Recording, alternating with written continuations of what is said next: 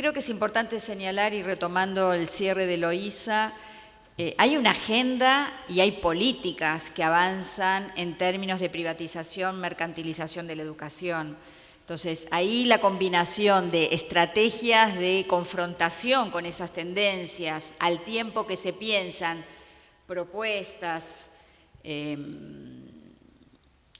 se formulan políticas alternativas que se corran de esa agenda, se encuentra, digo, ahí hay una tensión compleja, porque uno está tratando de, también se podría decir, resistir lo que en algunos países con mayor o menor nivel de profundidad fueron avances en términos de ampliación de derechos, con la asunción de los gobiernos llamados democráticos populares, progresistas en la región, etcétera. Más allá del nombre que le querramos poner, vivimos un proceso de ampliación de derechos, simplemente mirando la incorporación de sectores excluidos de nuestros sistemas educativos, simplemente mirando la cantidad de universidades nacionales que se crearon en Argentina y en Brasil en un breve periodo para incorporar a los sectores tradicionalmente excluidos. Tendencias que tienen también sus contratendencias, como señalaba el colega de Chile, en el caso de Brasil también sucedió, ¿no? Cómo con fondos públicos se intenta materializar el derecho de la educación de quienes estaban excluidos, esto sucedió también en el caso del ProUni en Brasil, y se termina favoreciendo, comillas, al sector privado. Hay que discutir si estas tendencias son tendencias de una política pública privatizadora o son tendencias de una política pública que intenta ampliar derechos en sistemas ya privatizados. Y entonces, bueno, ahí como digo, me parece que hay mucho para discutir y que las miradas no pueden ser lineales, o resistimos o proponemos. Creo que vamos, como digo, avanzando en función de que, por ejemplo, en el caso de Argentina, la transformación de las políticas públicas fue, digamos, tan fuerte, donde también nos preguntamos cuáles habían sido los logros de años anteriores para que todo pueda desarmarse como si cayese un castillo de naipes tan rápidamente, ¿no? Pero bueno, eso es un tema que vamos a discutir también en el día de mañana. Nosotros estamos desde las 9 de la mañana, algunos discutiendo, así que todo lo que diga o no diga lo voy a atribuir al cansancio. Simplemente señalar, bueno, lo que ustedes tienen ahí que Miguel va a repartir, que está subido a la página CETER, es la primera parte de la investigación, pero yo voy a compartir algunas cuestiones que tienen que ver con esa primera parte y con lo que actualmente estamos avanzando en la segunda parte del proyecto de investigación. La primera cuestión que hay que señalar es que las tendencias a la privatización de la educación en Argentina, si lo miramos en la distribución de la matrícula público y privada, son de larga data. Hace varias décadas que viene expandiéndose la matrícula del sector público, llegando a una situación que para muchos puede ser sorprendente, que es que Argentina se encuentra dentro de los países de América Latina con mayor proporción de alumnos dentro del sector privado. Obviamente que nunca superamos a Chile, después de Colombia, pero si tomamos los niveles inicial, primario y medio, dependiendo del nivel, Argentina se encuentra en tercer, cuarto lugar en la expansión de su matrícula del sector privado, cosa que puede llamar la atención, ¿no? Argentina, un país, no como Uruguay, digo, ¿no?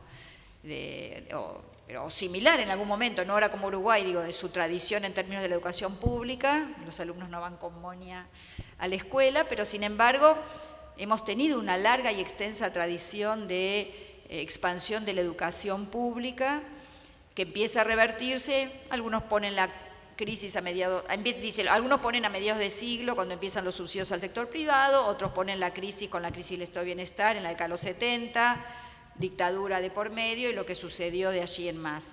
Más allá de eso, es importante señalar es que Argentina tiene un porcentaje de matrícula en el sector privado altísimo, y en la investigación el primer punto de partida fue preguntarnos, con Miguel y con todo el equipo que trabajó, bueno, ¿qué pasó a lo largo de estos años que este crecimiento de la matrícula no pudo detenerse? Y ahí hay diversas explicaciones, que no me voy a poder detener ahora por una cuestión de tiempo, en relación a esta expansión de la matrícula del sector privado, que van desde las políticas públicas a las elecciones del sujeto, al desprestigio de lo público que arrancó con fuerza, sobre todo en la última dictadura cívico-militar eclesial, y que tal vez no lograron revertirse, ¿no? Hoy se hablaba en qué medida, bueno, esto tiene que ver con un desgaste de lo público Y si en momentos también de bonanza, los sectores que eran sectores populares que pasan a ser sectores medios, medios bajos, etcétera, a la hora de tener recursos también optan por mandar a sus hijos a escuelas del sector privado, que en Argentina tenemos que decir por ley que no es público o privado la distinción, sino que es público de gestión estatal y público de gestión privada, que ese fue un gran cambio que se dio con la Ley Federal de Educación y se le agrega ahora la gestión social y cooperativa. Pero decía esto porque es importante ver entonces qué ha pasado con esto. Uno puede relacionarlo con una segunda tendencia privatizadora en la educación argentina, que es la privatización vía el financiamiento, y que tiene varias caras. La cara histórica tradicional es subsidios, fondos del sector público para subsidiar escuelas del sector privado. Es una tendencia que arrancó en 1947 y que fue increyendo, primero solamente el sector privado de las iglesias, formalmente no entran ahí ninguna de las escuelas con fines de lucro, porque en Argentina ninguna institución educativa puede tener fin de lucro, pero sabemos que esos subsidios se han distribuido en forma no clara, no transparente, si bien es inversamente proporcional a la cuota que la escuela pueda cobrar. Es una gran caja negra en tema de los criterios de distribución y es un tema que ningún gobierno provincial y nunca el gobierno nacional en su momento, pero ahora los gobiernos provinciales quisieron asumir como un debate, ¿no? En Argentina, por la Constitución, la educación privada puede existir, la discusión es cómo se la regula y si hay que financiarlo o no.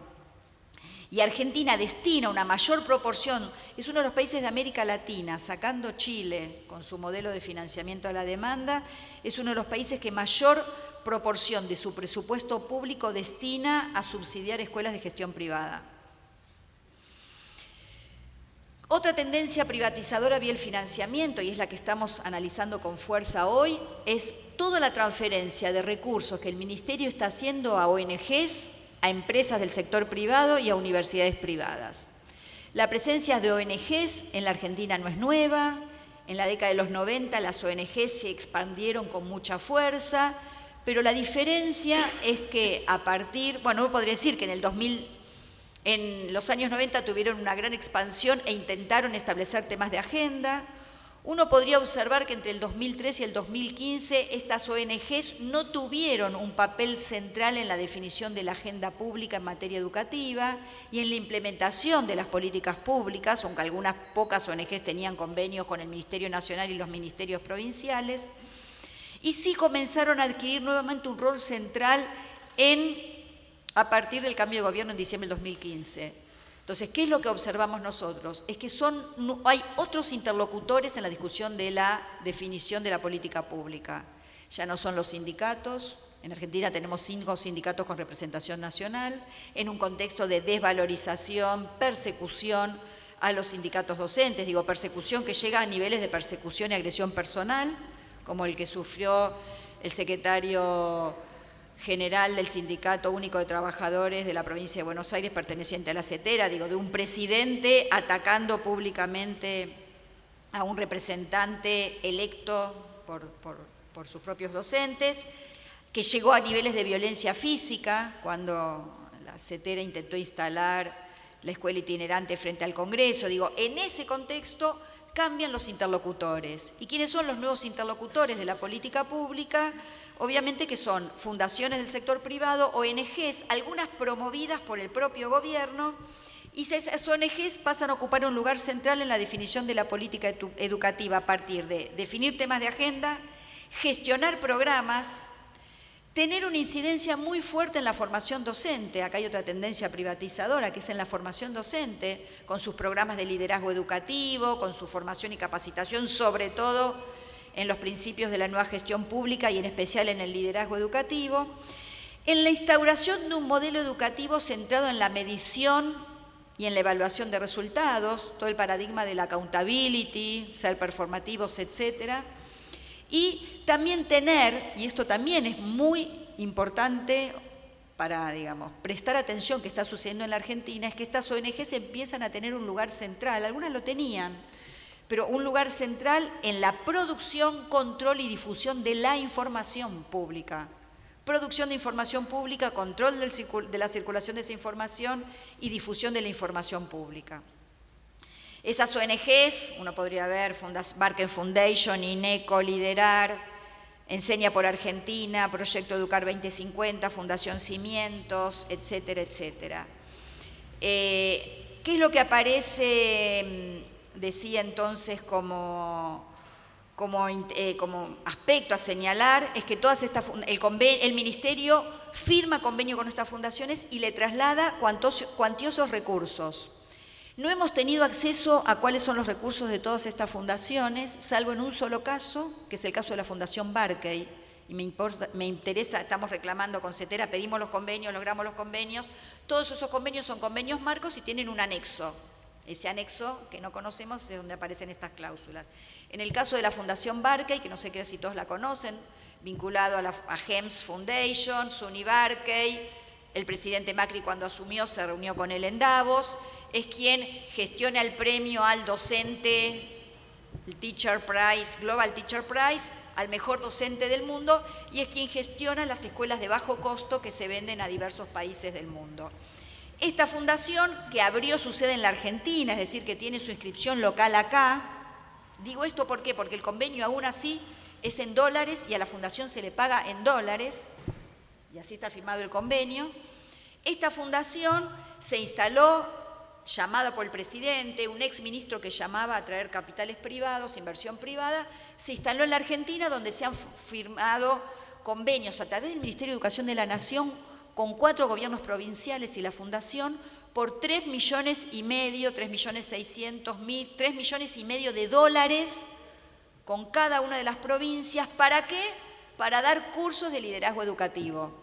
Y ahí, con esto voy cerrando, sí, hay muchas otras cosas, pero me parece que esto es elocuente, un poco de ejemplificador del modelo, junto con otra cuestión que es ir a mirar lo que sucede afuera, pero no en Latinoamérica.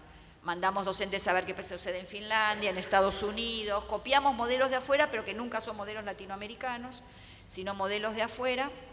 Pero decía, volviendo al tema de la fundación, esta fundación entonces habló los CLIE, los Centros de Liderazgo Educativo, es decir, que viene la Fundación Barkey a venderle, o el gobierno le cede, la exclusividad, además, si uno mira el convenio, exclusividad, bueno, un montón de cláusulas, que realmente creo que además, digo, mirado esto con alguien que es especialista en el tema de compras públicas, viola todo lo que debería haber sido un mecanismo de licitación vía el sistema de compras públicas, digo, que tienen todos los gobiernos, donde esta fundación da cursos con una fundación local de liderazgo educativo. Entonces ahí la pregunta es, supongamos, porque esto habría que discutir, que nuestro diagnóstico es que el problema de los docentes en la Argentina y de la educación y la calidad es que no tenemos líderes, porque eso se asocia a la introducción de la cultura de la nueva gestión pública, el emprendedurismo y demás.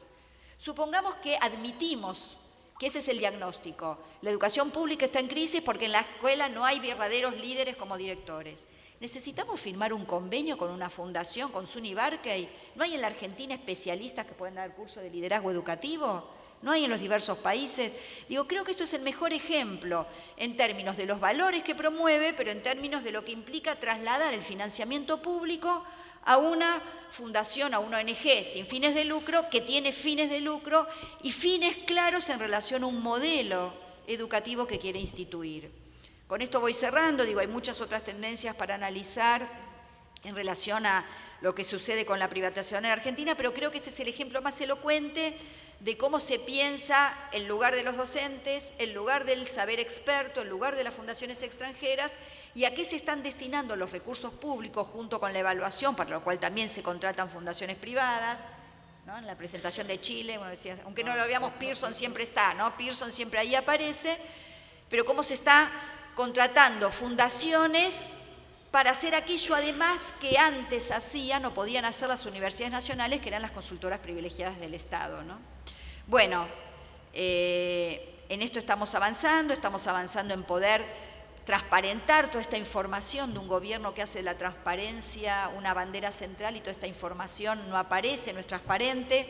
Reconstruimos estos convenios de los Twitter de los funcionarios para llegar a hacer el listado de qué convenios pedir. Entren ustedes a la página del Ministerio de Educación de la Nación y no van a encontrar todos los convenios que se han firmado.